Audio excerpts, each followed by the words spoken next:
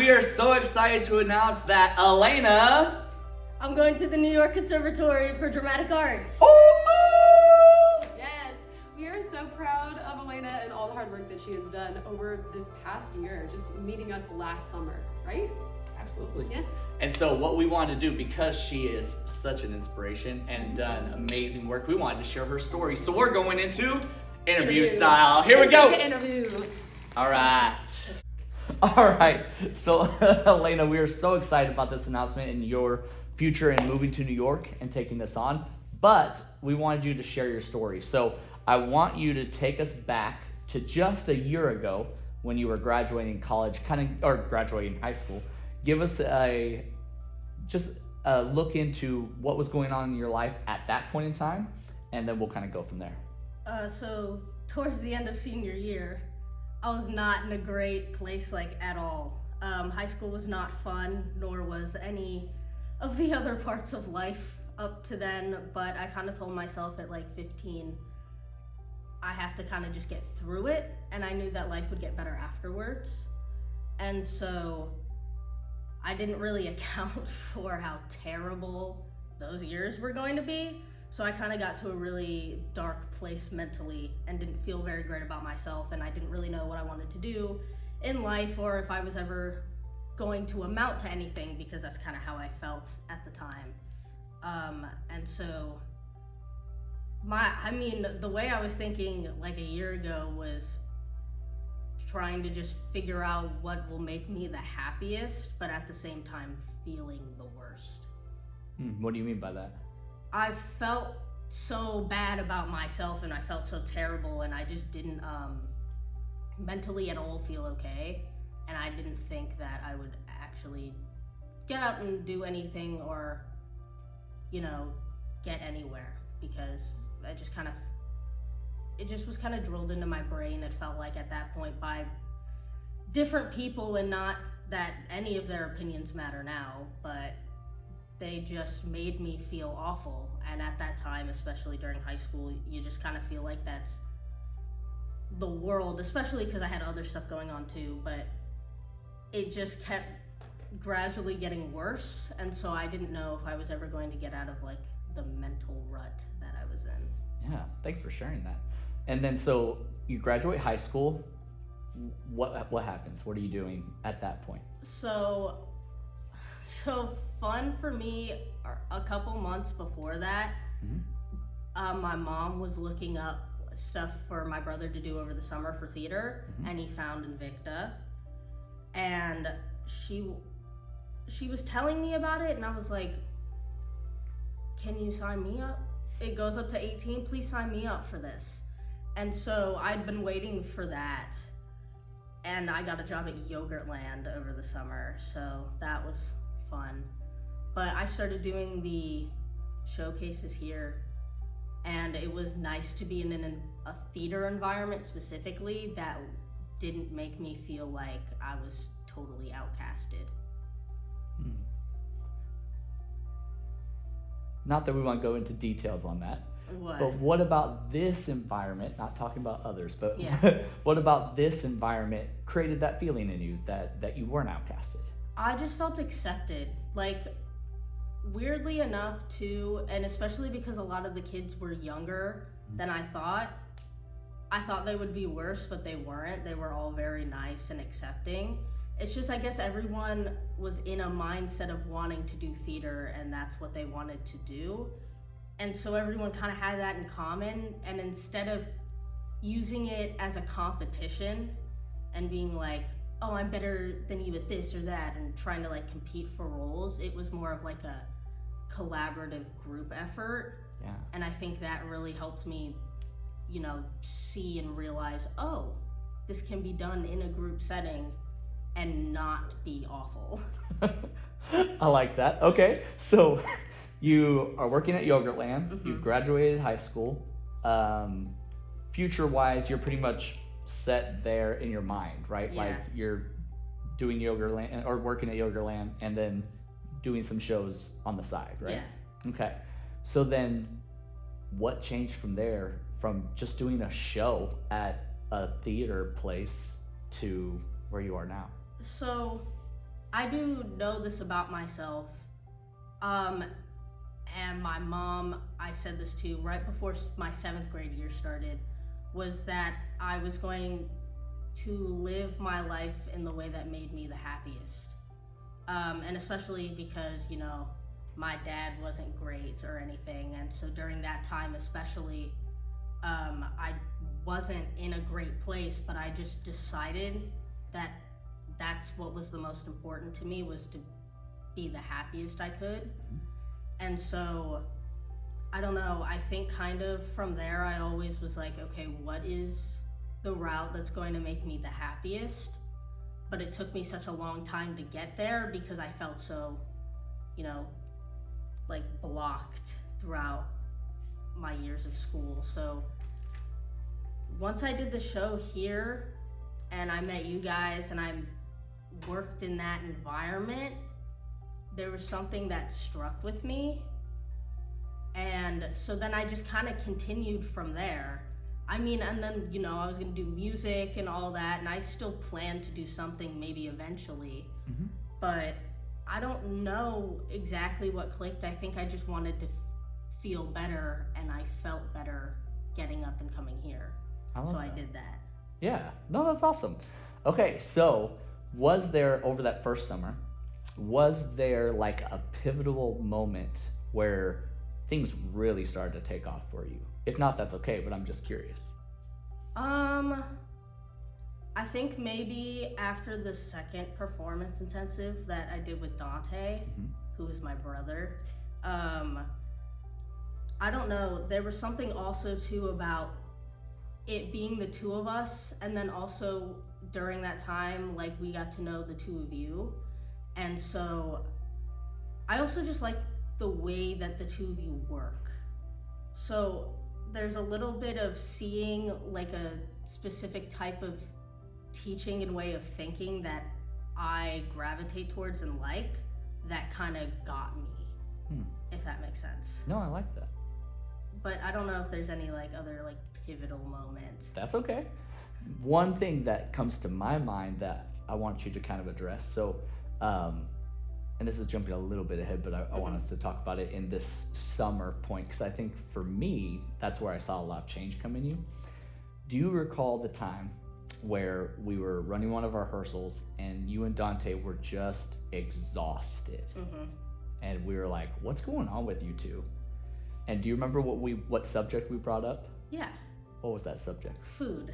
Food! Okay, do you want to tell the story, or do you want me to tell the story? I mean, go for it. In simple terms, basically, you were like, okay, I'm gonna get you guys dinner or whatever time it was then. And you went to BJ's, right? And I had salmon. Yeah.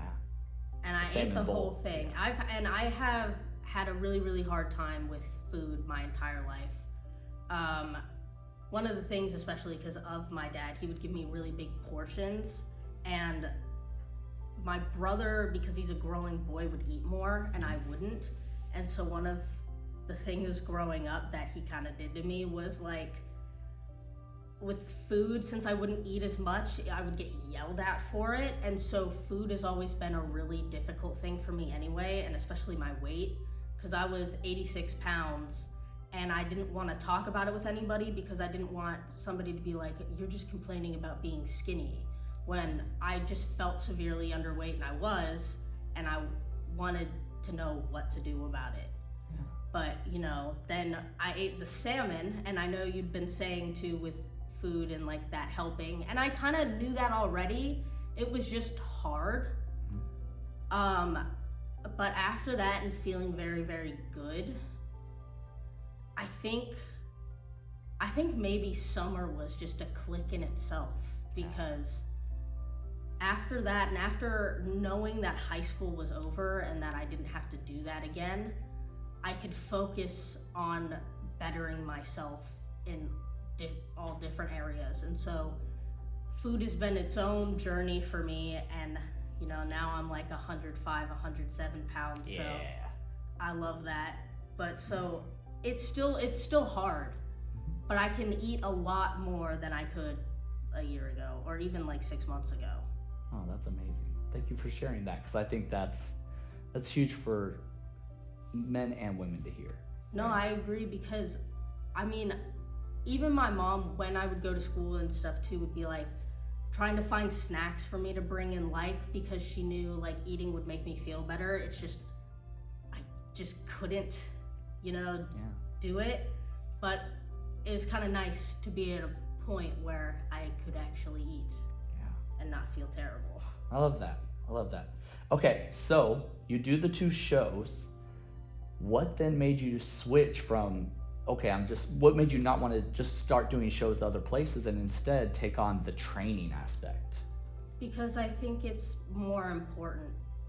Because I want to go to New York and I want to do shows and all of that, and I want to be impressive, not mediocre, And so I think with also doing like some shows throughout high school and stuff, I needed a different environment anyway, and I wasn't fully aware of like how intense musical theater would be or anything like that. And then I started going to the classes, and at first I started, just on my own to see. But I just, again, I like the way that you guys teach because it made sense to me. Like, a lot of the times they'll teach in such a like textbook way, and I don't think that works for everyone or makes sense if you don't know all of that. And so it was a lot better for me to be with 2 people who know what they're talking about and can teach me, and not be like, well, it's just this sentence, just do this, Yeah. No, I like that. And then, so with that, how easy was it switching to training classes for you? It was pretty easy. It was pretty easy? Yeah. And then what about physically? Well, physically it wasn't at all. Okay. I physically, I was like, could barely move, and my back hurt. And, oh my God. I could barely do any splits at all or anything. And now I'm closer to my left split, and my back is a lot better, and everything is a lot better. And even like throughout this year, I've had moments where like I was with my friends and they were like, wow, your posture looks better. And like my friend's mom said something too. And it was nice to know that it was also something noticeable to other people too. Yeah. So it just started to make me feel better. But it was very, very hard at first. But you kind of just have to get through it, because if you want to get where you want to be, you just have to work for it. And so even if it's hard and even if it sucks, just try and find a way to laugh through it or something, because you can just do like an hour a day at first too. Yeah. Just, talk about that. Did you dive right in? So now you're doing 5 days a week, sometimes 6. Did you start that way? No. Okay. Not even remotely. Because even at first too, I was working at Yogurtland, and I had Monday off, so I did flexibility once a week on Monday. And I remember the first flexibility class, because the rest of the week I was like emotionally distraught. But one of the things I know and have thought of is your muscles hold those emotions and like the tension in different places. And so releasing different parts of my body release different emotions. And so throughout this year, I've become better mentally too, because I've released different parts of my body. I love that. No, and that's 100% true. Yes, we hold stress, and that stress comes with it events and emotions and feelings. So 100%, I love that. And that's so cool. So you started once a week. Mm-hmm. It was wrecking your body, and you weren't the happiest, but you were pushing through, right? Yes. Then what caused you to start saying, okay, I'm going to come 5 days a week instead? Like, even though you were experiencing not the best feelings, right? Physically, yeah. What made you go, no, I'm diving into this and I'm going to give even more? It made me feel better mentally overall. And I felt so trapped, I think, like my whole life. I felt like, as much as I've said, like, I want to live my life happy and that, there are multiple times where I've been like, is that even remotely possible? Can I even get there? I don't feel like I can at all. Yeah. And then I mean, I've had multiple different conversations with you and with Berkeley that guided me also towards doing it because it did make me feel better. And so I also started noticing too, like when I would get home, my mom would notice it. She would be like, wow, you're in such a better mood. And so that in general is what made me want to keep doing it. And then eventually it led me into wanting to keep doing musical theater. Yeah. Well, and so that's the next topic, right? So when you graduated high school, did you have any desire to go to college? No. Did you tell lots of people that you were never going to go to college? Yes, I had no desire to go to college. Primarily, though, the thought was because of how terrible high school was. I didn't want to throw myself into a situation again where I would just be mentally destroyed. Yeah. I don't think I was really fully thinking about all of the options that were out there or anything like that. And I was also just happy that my family and around me supported that decision and like, you know, wasn't like, oh, you have to go to college. And so I liked being able to kind of figure myself out and be myself even around my family without them, you know, being terrible about it. And so, you know, yeah, I didn't want to go to college at all. So then what changed? So I kind of went back and forth with my mind a lot too with like music and stuff because that's still something I want to do. But I always knew that I wanted to perform because I just like to. As introverted as I might be, I do very much like performing. And I really like music. And I think the thing about musical theater is it combined both things I love, acting and music, into one. And eventually I think that just kind of clicked with me because and also I was doing, you know, the showcases here and I like doing them and I like acting and I like working on it and I like working on musical songs and doing all of that. And so I think eventually in my mind it was just kind of like, maybe I should do this. I love it. Go into that. Okay. And then everyone always asks, you know, there's plenty of colleges to go to. We have HCC here. We have all these different colleges in Texas. But then you choose the ultimate, New York, right? Yeah. Where did that come from? New York is my favorite place in the entire world. So I grew up in Hackensack, New Jersey, which is like a 30-40 minute bus ride to New York. So we went quite a few times.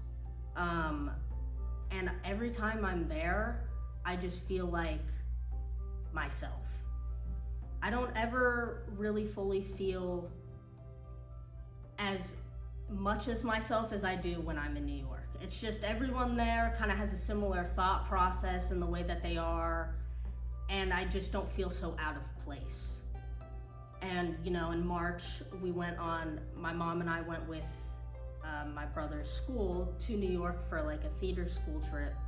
And that in itself just reminded me, oh, okay, I love it here. And this is where I need to be no matter what.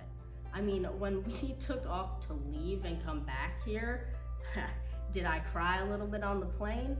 Just a little bit. But I did decide then, I was like, okay, this is where I need to come back to. And honestly, I think the second day of the trip too, we went and had a tour of Radio City Music Hall, and we got to stand on the stage. And that moment to me too, I was like, all right, we're good. This is what I want to do. I figured it out. So that was all really great. So I want to go to New York because I want to go to New York. Yeah. I love that. And I remember when you came back that next day after you got back, you were so happy. Yeah. And so filled, but then also like, ugh, I'm back here. Yeah. Yeah. So that was big. Do you remember the conversation we had when we had that realization together? Or at least a piece of it? Like, which one? Because we did have a lot. We have a lot The of one where I said, okay, so then if that's where you want to be, what's the plan? Oh, yes, I do. Yeah. Because I do think about that a lot. I haven't said that, but I do. Because I just remember you saying, give yourself a deadline or a timeline and do by the end of the summer. And in my mind, I was like, okay, like I gave myself that timeline, but I was like, if I don't realistically make it there, that's fine, but just keep trying anyway. It's weird though to think that I will get to New York by the end of the summer. Absolutely. So I do think about that a lot. And let's talk about that for a second, right? Because this is a huge learning opportunity for others that you got to physically experience. So this was, would you say March? Yeah. Yes. And it's May. Yeah. It's from March to May. Yep. So March happens. You have no plan to move to New York. You have you aren't necessarily happy with where you're at here, but there's no plan. Yeah. You go on a school trip to New York. You're like, I love it. You come back, and then the next day, pretty much, it may have been the weekend, but whatever. The next day, you come back over here to us, and we say, cool, what's the plan to get there? You're like, and we say, let's make a plan for the end of summer. You're in New York. And then what happens? Then it happened. Then it happened. And how did it happen? Because of what you got accepted into. Well, yeah, because I got accepted to the New York Conservatory. Yeah. So by saying create a plan, what did that cause you to start to do? Oh, it just started to make me do things to actually progress my future instead of thinking about it in a it is the future way, like it'll figure itself out. Exactly. It actually had me start planning, and I mean, you could see that like in a month I got accepted and we'll be going to New York at the end of the summer. So it is very, very nice to think that. Yeah. And that's the school I wanted to get into. So awesome. And for me, like, and Berkeley as well, you had never even talked, when we talked about New York, there was no talk of a college initially. Yeah. And then all of a sudden you were like, I've been looking at colleges and I have this option to get there, So it was really cool for us on our side to see you take an idea and really attack it in the best way to make it a possibility. So I think that is so cool. Yeah. And that's crazy. From March to May, pretty much a month, realistically. Yeah. Because it was like the end of March, wasn't it? I forget when you went on. It was towards the end of March, and then I got the call that I got accepted like the end of April. Yeah. So again, I just have to call it out. End of March, you have no plan to move to New York. You have no,